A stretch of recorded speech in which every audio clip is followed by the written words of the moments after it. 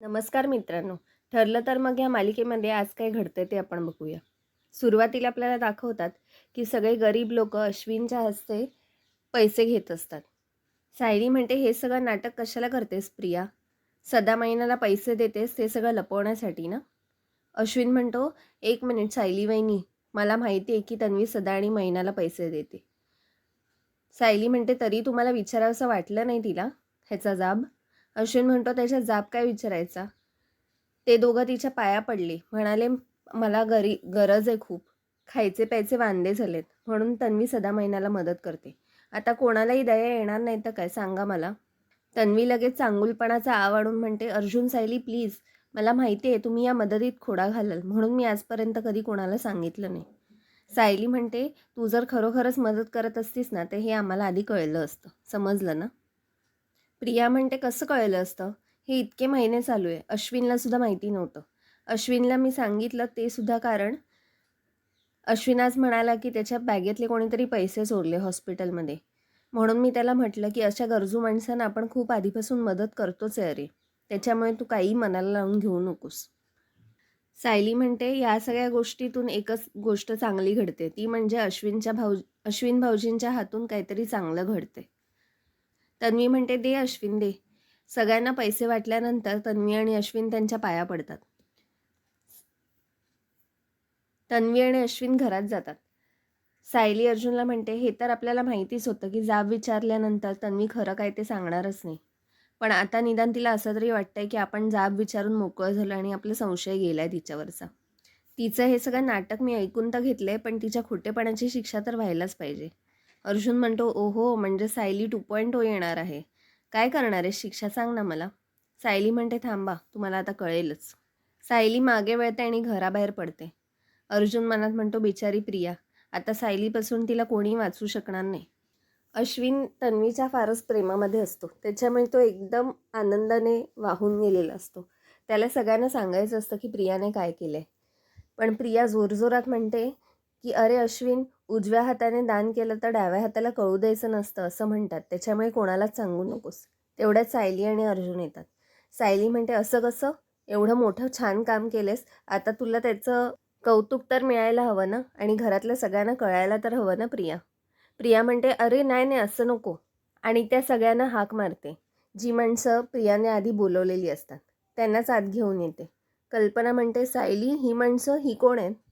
गेले काही महिने प्रिया यांना पैशाची मदत करते आणि आत्ता अश्विन भाऊजीच्या हस्ते ह्यांना दान केलं.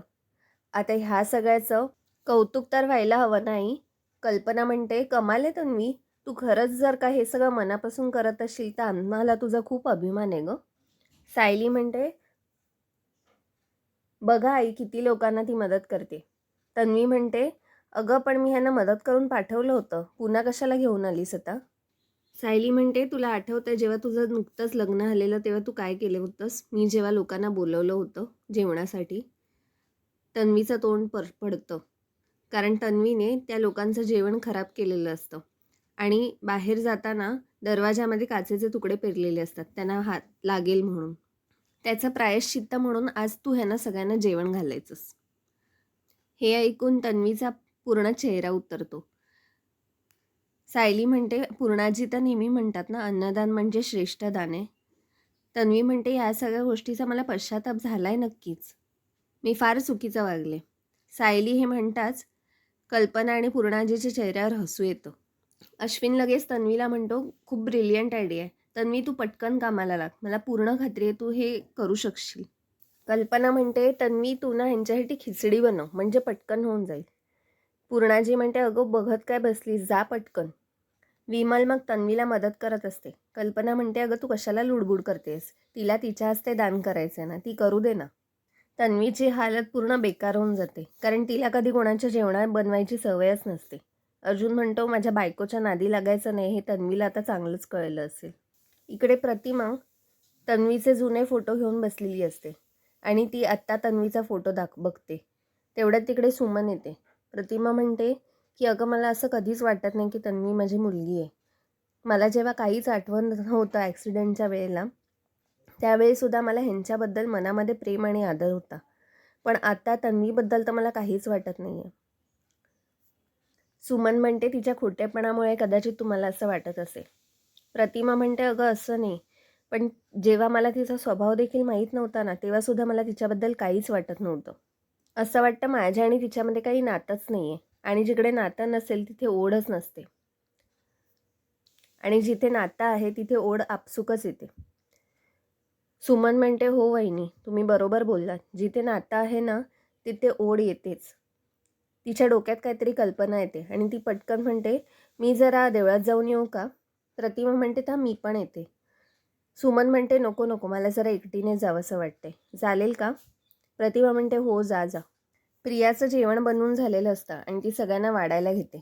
सायली म्हणते अगं जेवण वाढण्याआधी पाद्यपूजा कर, म्हणजे तुला अजून पुण्य मिळेल. पाद्यपूजा ते काय असतं? पूर्णाजी म्हणते अगं जेवण वाढण्याआधी त्यांचे सगळ्यांचे पाय धु, हळद कुंकू लाव आणि नमस्कार कर. तन्वी अश्विनकडे बघत बसते.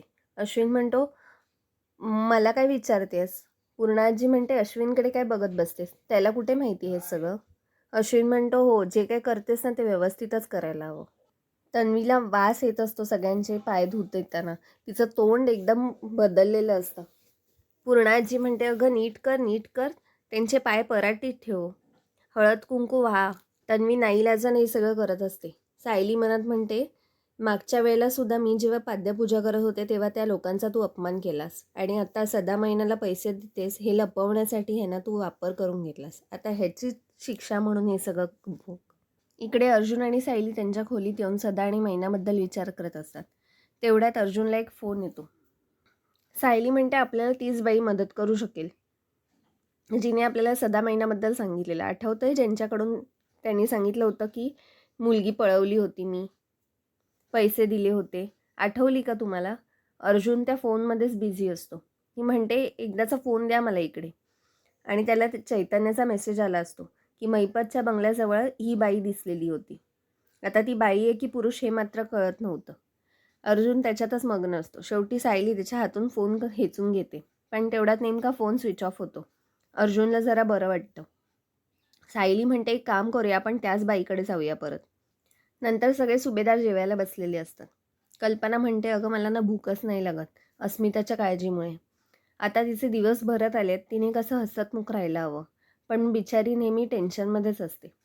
प्रताप म्हणतो आपण त्या माणसाला इथे ठेवून घेतलं खरं, पण तरीसुद्धा अस्मिताच्या चेहऱ्यावर हसू नाही आहे. पूर्णाजी म्हणते पण तिची डिलिव्हरी होईपर्यंत मला काही घरात क्लेश नको आहेत, उगाचच बिचारीला त्रास होईल. सायली म्हणते आपण एक काम करू शकतो का? पूर्णाजी म्हणते बोल ना. अस्मिता त्यांच्या डिलिव्हरीपर्यंत आपण सचिन भाऊजींशी व्यवस्थित बोलूया. अर्जुन म्हणतो काय? अर्जुन म्हणतो एक मिनिट, मला हे सगळं जमणार नाही आहे, मी त्याच्याशी खोटं चांगलं वागूच नाही शकणार. सायली म्हणते मी तुम्हाला खोटं चांगलं वागायला सांगतच नाही आहे, मी म्हणते अस्मिता ताईंचा विचार करा आणि मग त्यांच्याशी बरं वागा, थोडंसं चांगलं नका वागू.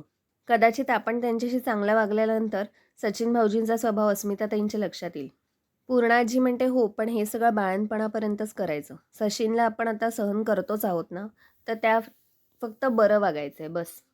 तेवढ्यात तिकडे अश्विन आणि तन्वी येतात. अश्विन म्हणतो मला काय हे सगळं जमणार नाही त्याच्याशी खोटं वागणं. तन्वी म्हणते अरे अश्विन, आता बाबा आणि अर्जुन वागतायत ना, तर तुझा काय प्रॉब्लेम आहे? मला सांग, आता अस्मिताचं चांगलं राहणं महत्त्वाचं आहे. ती आनंदी राहिली तर आपल्यासाठी खूप आहे. तन्वी मनात म्हणते तुला सपोर्ट करण्यातच माझा फायदा आहे सायली, तुझा हा प्लॅन कसा हाणून पाडते ते बघ मी. सायली मग म्हणते मी अस्मिता आणि सचिन भाऊजींना बोलायला जाते जेवायला. तन्वी म्हणते तोपर्यंत मी तुम्हाला जेवण वाढू का? पूर्णाजी म्हणते हो हो वाढ ना. तन्वी सगळ्यांना जेवण वाढायला घेते. पूर्णाजी तिला टोकते आणि म्हणते अगं मला माहिती आहे तुला उत्साह आहे, पण त्याआधी ना सगळी घरातली कामं शिकून घे, तू अजून माहिती नाहीत बरीच कामं. कल्पना म्हणते हो अगं तन्वी, ताट कसं वाढायचं ना हे इंटरनेटवर तुला कळेल, इंटरनेटवर बघ आणि शिक. मग सायली अस्मिता आणि सचिनला जेवायला जायला बोलवते. अस्मिता म्हणते कशाला आली आहेस तू इकडे? सायली म्हणते सगळे तुमच्यासाठी जेवणाची वाट बघतायत. अस्मिता म्हणते वाट बघतायत? मित्रांनो, आजचा भाग इथेच संपला. पुढील भागात आपल्याला दाखवतात की अर्जुन आणि सायली त्या बाईकडे जातात जिने सांगितलेलं असतं की सदा मैनांकडून तिने मुलगी विकत घेतली होती. तेव्हा ती बाई म्हणते की सदा मैनाला 5वी मुलगी होती. अर्जुन म्हणतो काय? पण हे तुम्ही तेव्हा सांगितलं नव्हतं. तुम्हाला खोटं वाटत असेल तर तुम्ही त्यांच्या शाळेत जा. अर्जुन आणि सायली त्यांच्या शाळेच्या रेकॉर्डमध्ये चेक करतात आणि तोच फोटो असतो जो तन्वीचा फोटो असतो. तेव्हा सायली आणि अर्जुनच्या लक्षात येतं की तन्वी ही दुसरी तिसरी कोणी नसून बबली लोखंडे आहे. मित्रांनो, आपण भेटूया पुढच्या भागात. चॅनलला सबस्क्राईब करायला विसरू नका. बाय.